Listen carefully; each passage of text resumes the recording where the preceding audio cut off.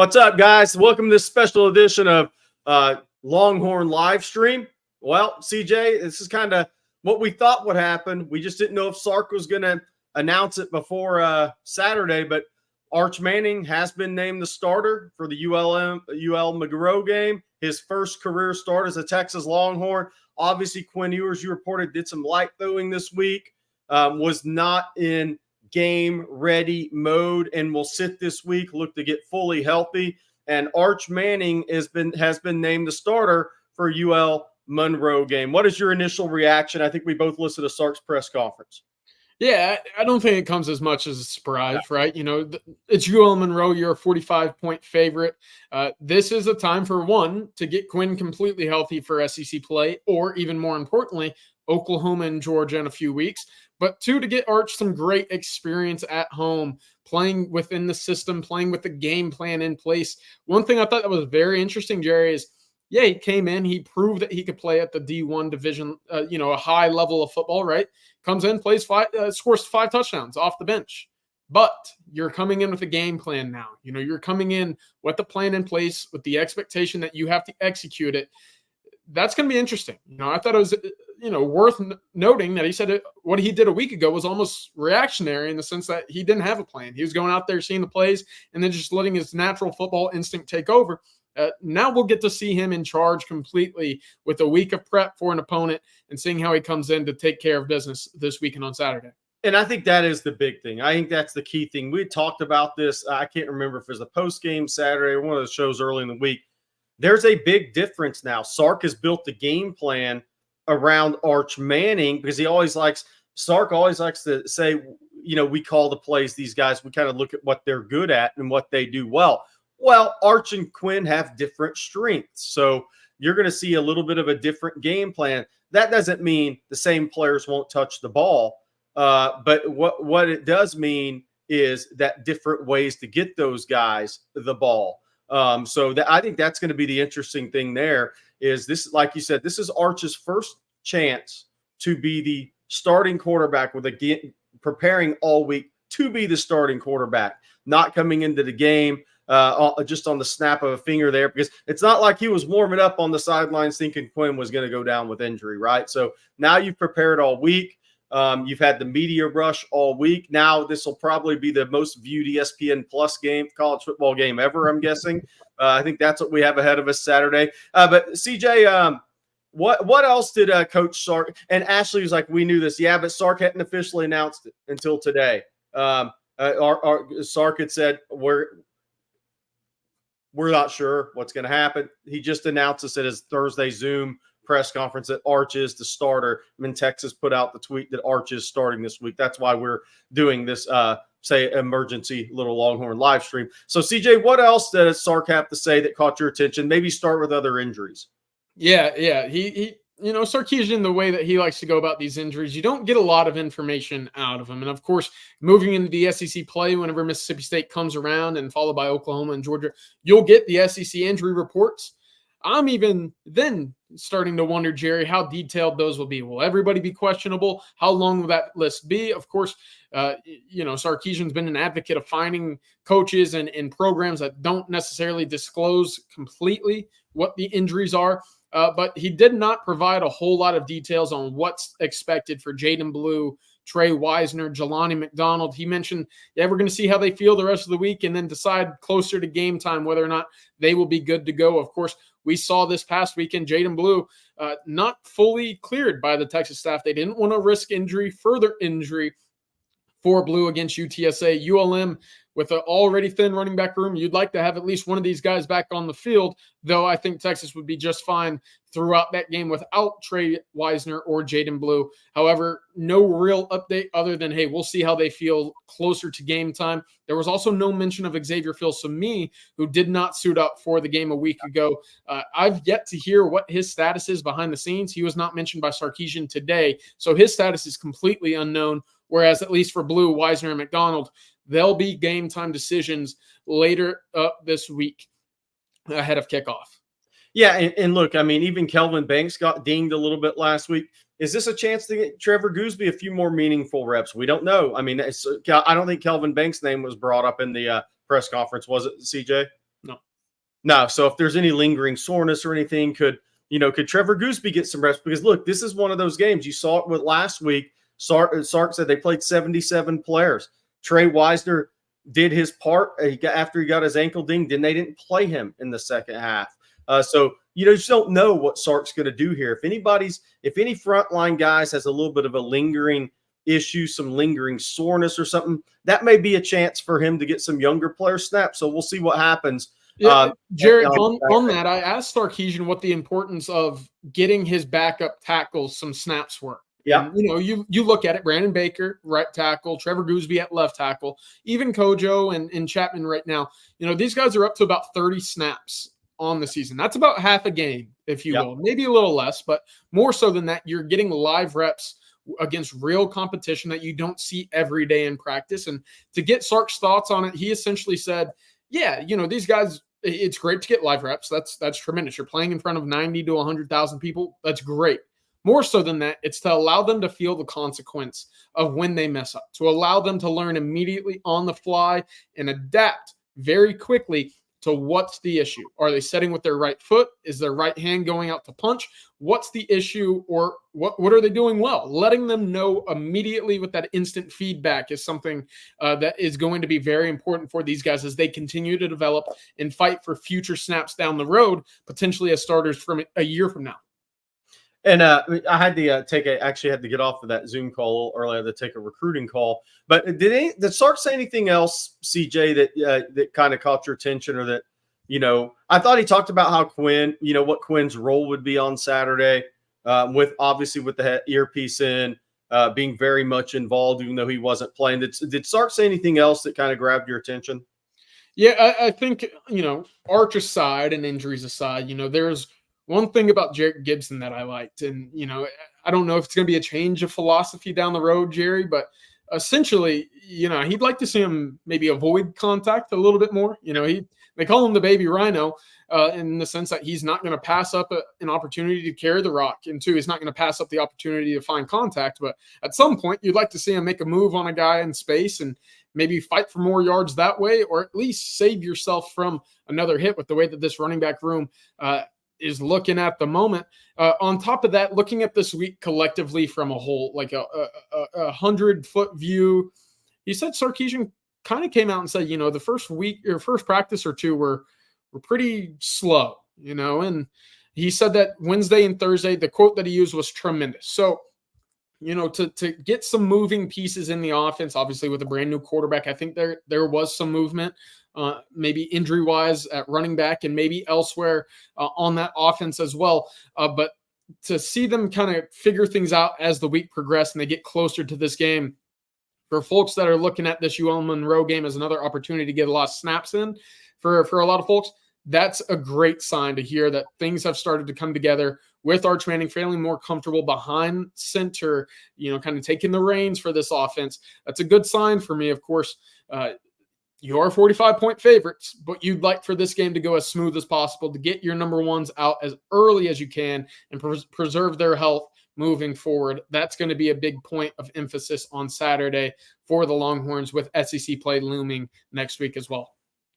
So I think one thing to watch, for the fans that are here, when you watch your game back, if you watch it back, one thing to watch with young running backs, I think the Sark's point here is, a lot of times young running backs, the first thing they do on first contact is drop their eyes. And so when you go back and watch a game, this is going to be the maturation process of Jarrett Gibson as a running back. When do you start see him, that head stays up more consistently on contact? Baby rhino is a great, funny term to use for, because he is putting his head down and he is going to maximize those yards after that first contact. But that next big step for him is the eyes up more consistently as he takes on that contact.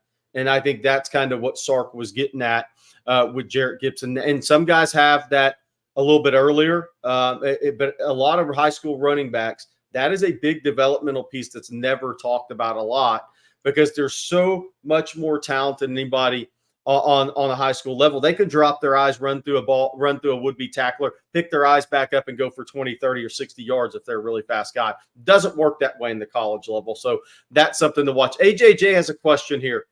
I think the bigger question is, does Quinn return versus Mississippi State or OU?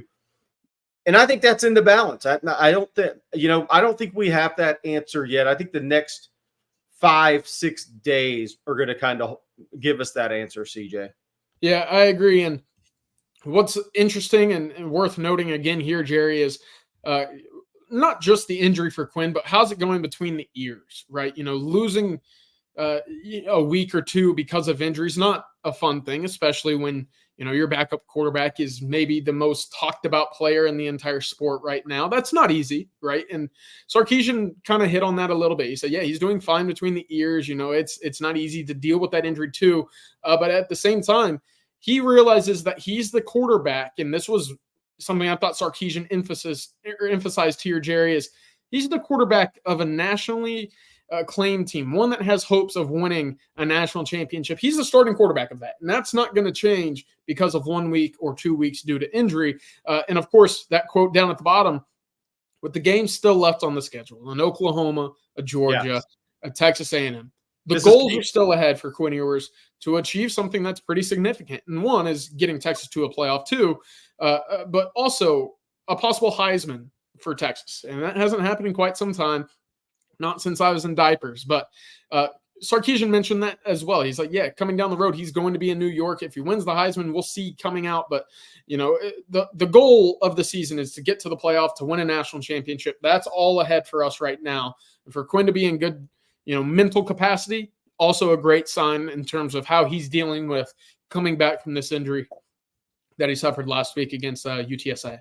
Yeah, and I think that's so key. I mean, look, I'm looking up some stats on UL Monroe real quick. But I think that's so key that everything is still on the table for Quinn. If it's just one game being missed, that against ULM, what it did was he missed a stat padding 5 touchdown game, which you see 5 highlights on ESPN on a Saturday, late Saturday night, early Sunday morning, as the number 1 ranked team in the country. That's what he misses. But Cam Ward is the favorite for the Heisman. Now, he doesn't really have any true Heisman moment games coming up in my estimation. He could actually lose that easier than he could win it because their schedule's weak. And if you lose to a team you're not supposed to, then people are going to throw it out the window a lot of times. So Quinn has everything in front of him. We'll see if that's Mississippi State or OU. For the people that, were wondering about Quinn, if he doesn't play Mississippi State, and we're not saying he doesn't. He's done this before. He came back from injury, missed a couple of games, came in and ripped up Oklahoma 1 year too. So I think when Quinn, he's playing at such a high level, when he gets back, whether that's Mississippi State or after an off week, we don't know that yet. That's going to be up to his healing in the next few days. That he's done this before, and he's going to come back at a very high level. He had supreme confidence in everything in this offense and everything Sark was calling. So I just have no doubts about that. CJ, I was looking up a little bit statistically here on UL Monroe. I don't know where they're at from their pass defense. UAB, they threw for 167. They only had 259 yards, had 3 turnovers. They threw an interception, lost 2 fumbles. They lost that turnover battle.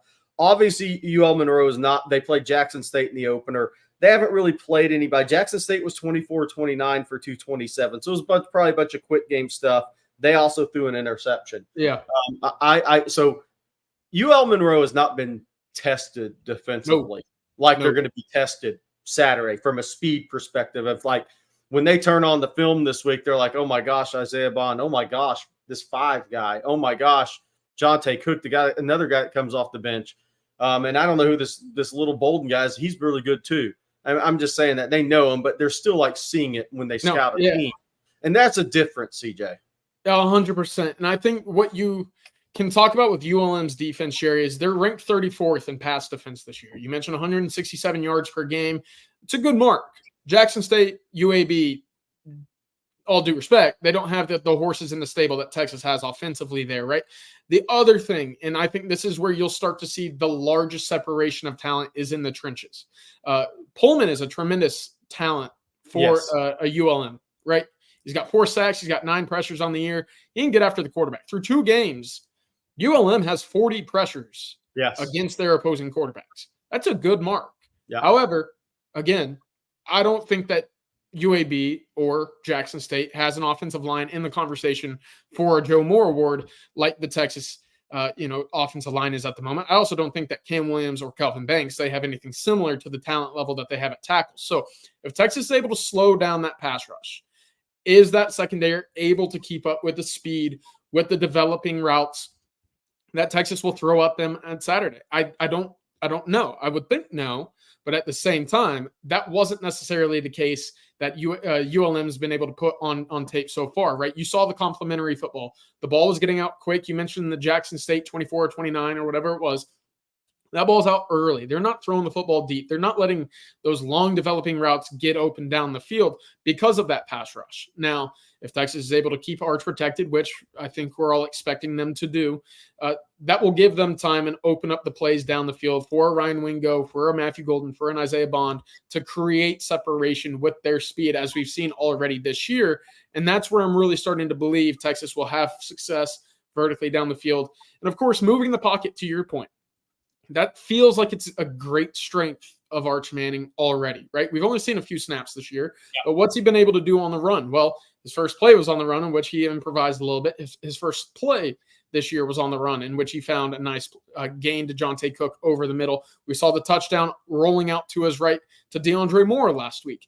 He can make these throws, Jerry, on the run. And he can do it both ways, right? He can go left because he found Ryan Wingo on that 36-yard reception as well. So eliminating the opportunity for ULM to create pressure is going to be very important, again, for the young quarterback. And I think Sarkisian and the way that this game plan will kind of present itself on Saturday will have plenty of opportunities for him to roll out, maybe have some read options built in there as well, but to use those legs that we've seen already become a threat and a weapon for Arch Manning on display again to Saturday night against ULM.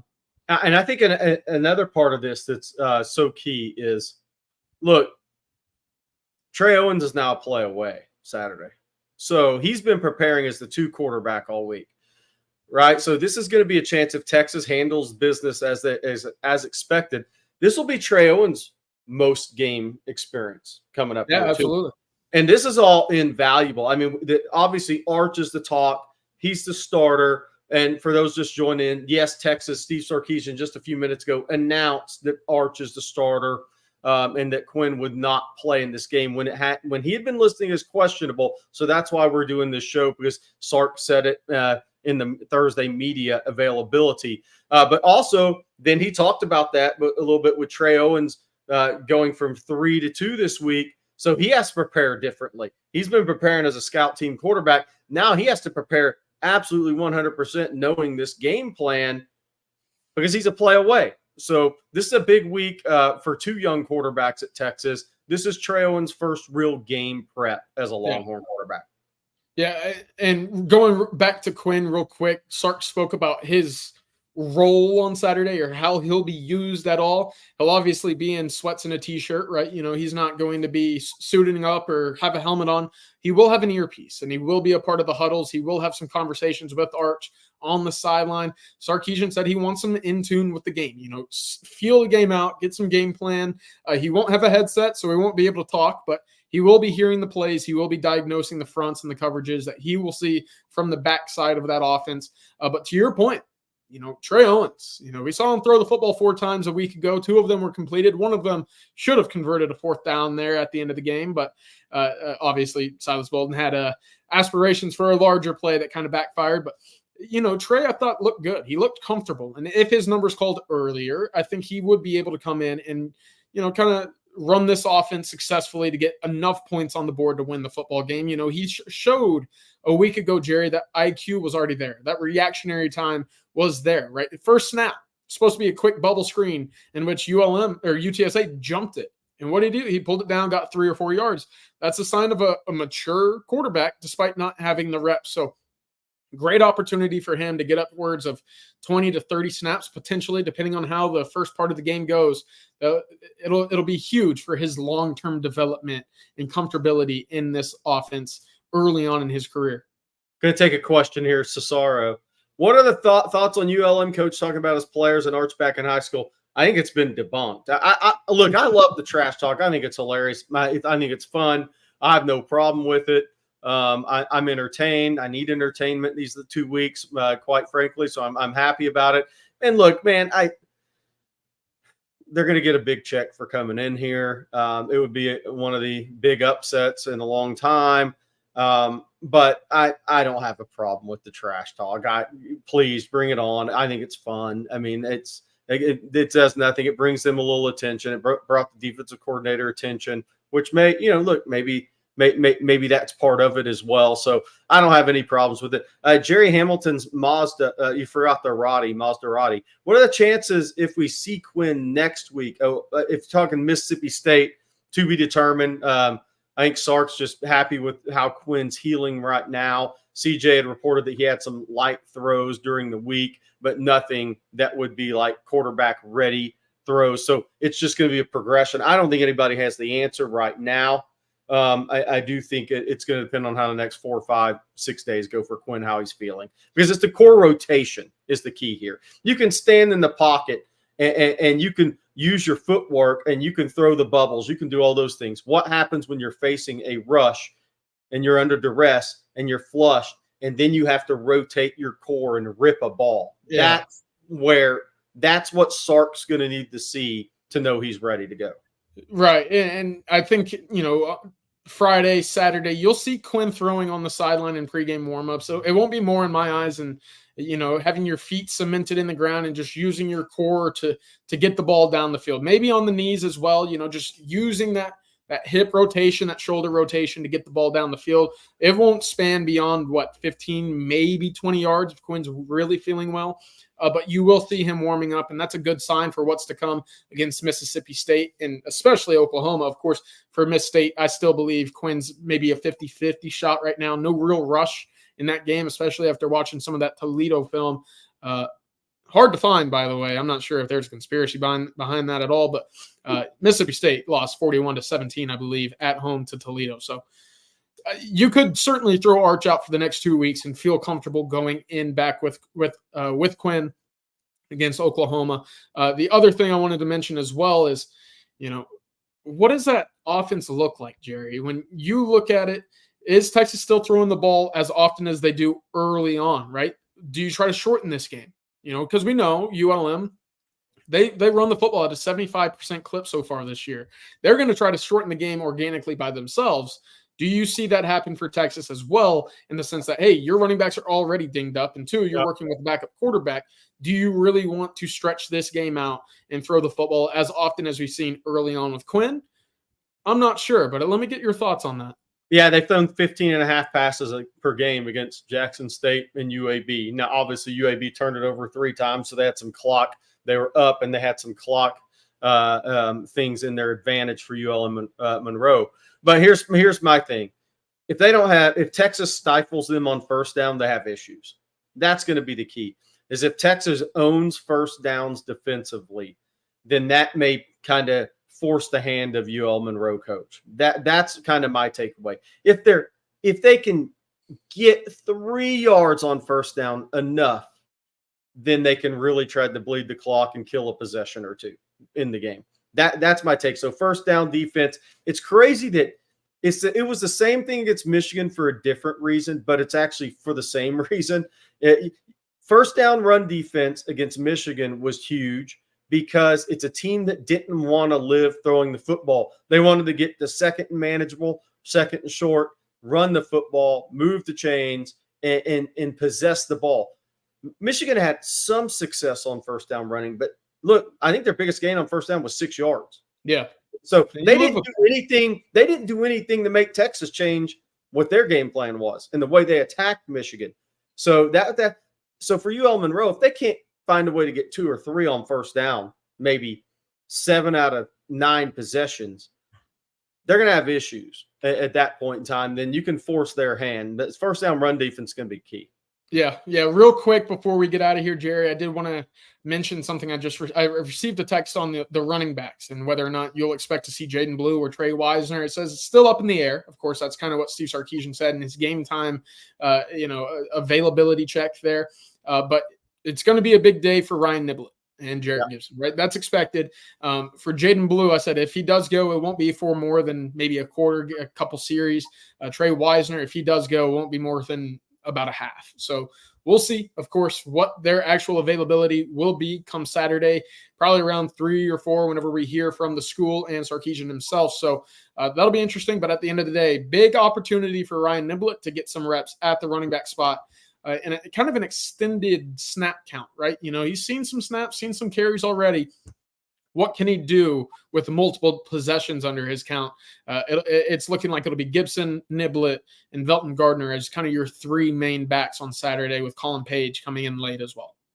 Yeah, and so let's go through that again on the injuries. Obviously, we did this broadcast because Arch was named the starter Saturday by Steve Sarkisian when he had been saying Quinn was questionable or earlier in the week. So we wanted to bring that out to everybody. But then let's go through the other guys. Other guys that went down Saturday at some point during the game were Trey Wisner, Kelvin Banks, Manny Muhammad. Who else am I missing, CJ? Manny Muhammad. Sorry, I was zoned out there for a little bit, but no, Kelvin Banks, Trey Wisner, Manny Muhammad. Couple other dings throughout the game. Silas Bolden came back. He was fine. He got dinged up on the punt return. He was healthy. Jelani McDonald and Xavier Filsaime did not suit up. And so that's worth mentioning as well. Yeah, they did not suit up. Well, we believe some of these guys might not have had all the reps during the week, but they did practice enough to where Sark could make a decision on them Saturday. Yes. And what's going to be interesting, of course, you don't want anything lingering around. So with a Trey Wisner, with a Jaden Blue, even with a Kelvin Banks, right? If there's anything that shows signs of, oh, that doesn't look right, or he's not moving as well as he should be, I would expect a very short leash in that regard as well. Also, I want to update. I've yet to hear about Aaron Bryant as well. He's the one that was on the defensive side of the ball on the D line that did not suit up for the week 3 against UTSA as well. Yeah. All right, guys, that's going to wrap up this special Longhorn live stream. We have the winning drive later today. We will have CJ and I are about to tape an SEC show coming up in our next few minutes, kind of preview some of those games next week. We'll have that tonight. If anything else breaks, we don't think it will. If it does, we'll be right back online. So thank you very much to over 1,000 of you guys joining in during your lunch break, and hook 'em, and we'll talk to you this afternoon.